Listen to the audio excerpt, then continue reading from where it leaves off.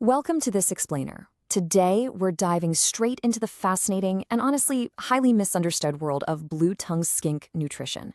You know, these lizards are just incredibly rewarding. They're calm, they're curious, and genuinely interactive. But here's the thing. Their dietary needs are probably among the most confused in the entire reptile hobby. If we can get this balance right, we can absolutely help your adorable, chubby lizard thrive for over 20 years in excellent health. So let's jump in and find out exactly how to do that. But first, we really need to address a somewhat harsh reality. Is your current feeding routine secretly giving your skink gout? Now, feeding these slow-moving omnivores like they're high-metabolism insectivores, or man, worse, feeding them like cats, is a literal death sentence. I mean it. They are not bearded dragons, their bodies process food completely differently, and treating them like just another standard lizard or a typical mammal literally creates toxic internal conditions. And guys, the stakes here are so high. Obesity is the absolute #1 killer of adult blue-tongued skinks. Think about it. In the wild, they're opportunistic ground dwellers with a pretty slow metabolism. They evolved to store energy incredibly efficiently just to survive lean times. But in captivity, where food is everywhere, overfeeding them causes fatal gout, fatty liver disease, severe cardiac stress, and drastically shortened lifespans. These are silent killers, for sure, but the good news is they are entirely avoidable. Okay, let's dive into the solution with Section 1, the golden ratio. Age changes everything. The foundational paradigm shift you need for skink nutrition is that their diet must literally invert as they grow up. Let's start right at the beginning. Babies from 0 to 3 months old need a diet that is 70% protein, 20% vegetables, and 10% fruit. Why? Because babies are in this critical period of rapid growth. They need massive amounts of protein for proper skeletal and muscle development. And during this early life stage, they need to be eating every single day. A good rule of thumb here is that portion sizes should roughly be the volume of food that could physically fit inside their head. I know, it might seem like a lot, but they burn through it so rapidly as they build their little bodies. Now, think about this drastic flip for adults, meaning 18 months and older. That protein requirement, it drops significantly to 40%, and vegetables take over at a massive 50%. This is just the biological reality of a slowing metabolism. Once they hit adulthood, they aren't building bone and muscle at that crazy pace anymore, they're just maintaining. So adults need a high-fiber, 50% vegetable plate, and get this, fed only 2 to 3 times a week to prevent severe obesity. Let me be super clear on this. If you feed an adult skink a full meal daily, you are almost guaranteeing they're going to become dangerously obese within a single year. No joke. So the biggest thing is that flip between protein and veggies. But did you notice what doesn't change? 10%. Fruit stays at a strict, non-negotiable 10% maximum across their entire life cycle. Whether they're a tiny hatchling or a fully grown, heavy-bodied adult, fruit is enrichment, guys. It's not nutrition. It should never, ever exceed this 10% boundary. All right, let's get into the concrete menu with Section 2, protein power and the dog food debate. Okay, rapid fire time. Here are the absolute best clean proteins for your skink. Cooked, unseasoned, lean ground turkey or chicken is a fantastic staple. Just make absolutely sure you drain the fat after cooking. Next, snails, and I mean fed with the shell still on. These are incredible because crunching right through that shell provides a brilliant, highly bioavailable natural calcium boost. We also have Rapashi Bluey Buffet. It's this really excellent gel diet formulated specifically for their exact needs. Oh, and for the babies, dubia roaches are an awesome supplemental protein to trigger those natural hunting instincts. Now let's look at a head-to-head comparison of commercial foods, because honestly, this is where a lot of the confusion lies.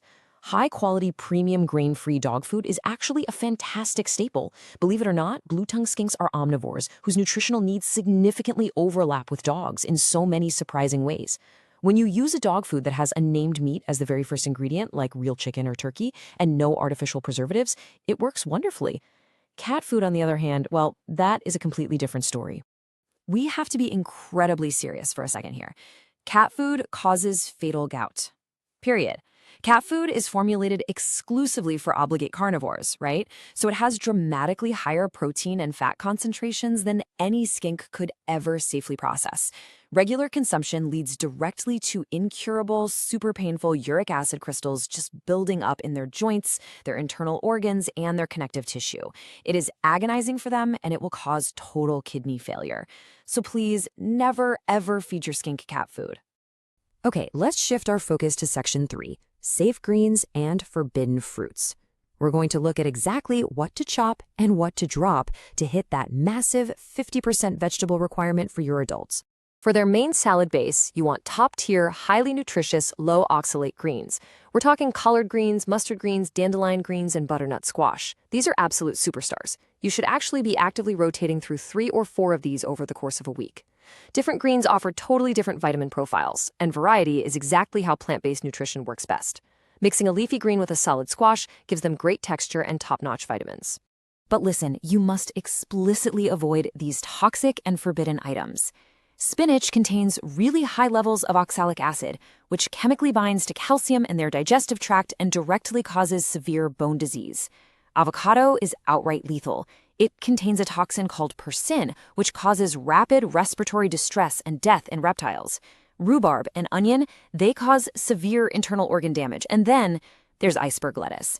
So many keepers make the mistake of using this as a filler, but iceberg lettuce is literally up to 96% water. It offers absolutely zero nutritional value and just takes up precious space in their stomach where the real vitamins should be going. So just skip it entirely. I want you to remember this quote: "Fruit is the junk food of the blue-tongued skink world." This just perfectly cements the idea that excessive sweet treats will completely disrupt their gut flora, cause huge, dangerous blood sugar fluctuations, and rapidly expand their waistline. Now, they're going to beg for it, and they absolutely love it, but you have to be the responsible parent here. When you do offer that strict 10% fruit portion as a treat, stick only to the safe ones. Blueberries, raspberries, mango, and papaya are great, antioxidant-rich occasional garnishes. But we are explicitly banning all citrus, like lemons, oranges, or grapefruits, because that high acidity heavily disrupts their digestion.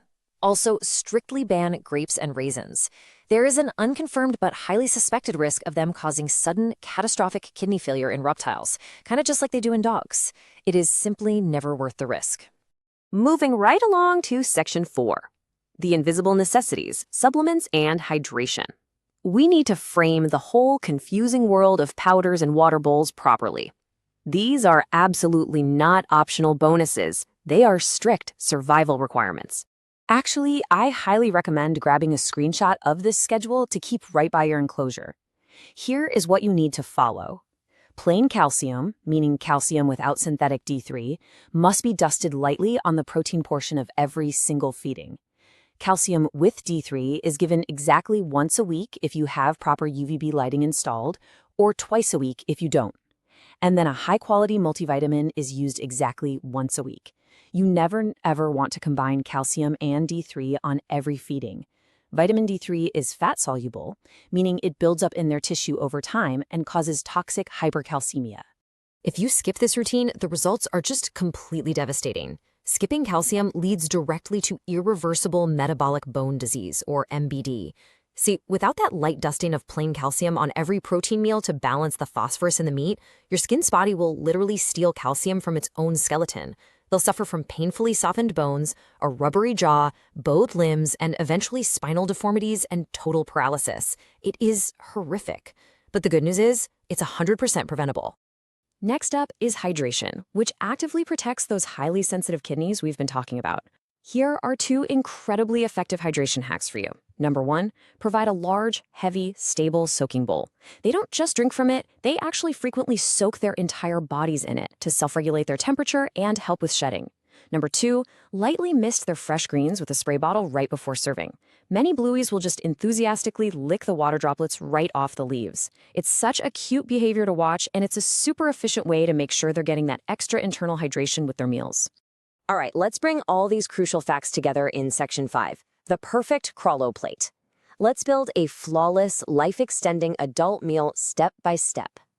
Just imagine preparing this beautifully balanced plate for your adult skink. Take 1.5 tablespoons of lean, cooked, fat-drained ground turkey. Mix that thoroughly with a generous, colorful portion of finely chopped collard greens and diced butternut squash. Top the whole thing off with a tiny, single blueberry garnish for that 10% enrichment. And finally, give the meat a light, even dusting of plain calcium powder. Boom! It's literally like a gourmet high-end salad for lizards. If you serve this perfectly portioned plate just 2 to 3 times a week, you are pretty much guaranteeing a healthy weight and a thriving, energetic animal. As we wrap up, though, I really want to leave you with a provocative thought. Do you actually have the right gear to support this perfect diet? Think about it for a second. Even the best, most meticulously prepped food won't be digested and metabolized properly if your UVB lighting tube is expired, or if your temperature gradients are too cold, or you're just using the wrong brand of supplements. You've got to constantly evaluate your entire husbandry setup to make sure the environment perfectly matches the nutrition. So if you want to make absolutely sure you're doing this right, head straight over to the Krawlo blog for the complete blue tongue skink diet and feeding guide. Grab the full, deeply research-backed guide, check out their specific recommended gear lists for things like those exact Repashy diets and Arcadia multivitamins, and give your skink the absolute best, healthiest life possible. Thank you so much for joining me on this explainer today, and hey, have fun creating the perfect meals for your skink.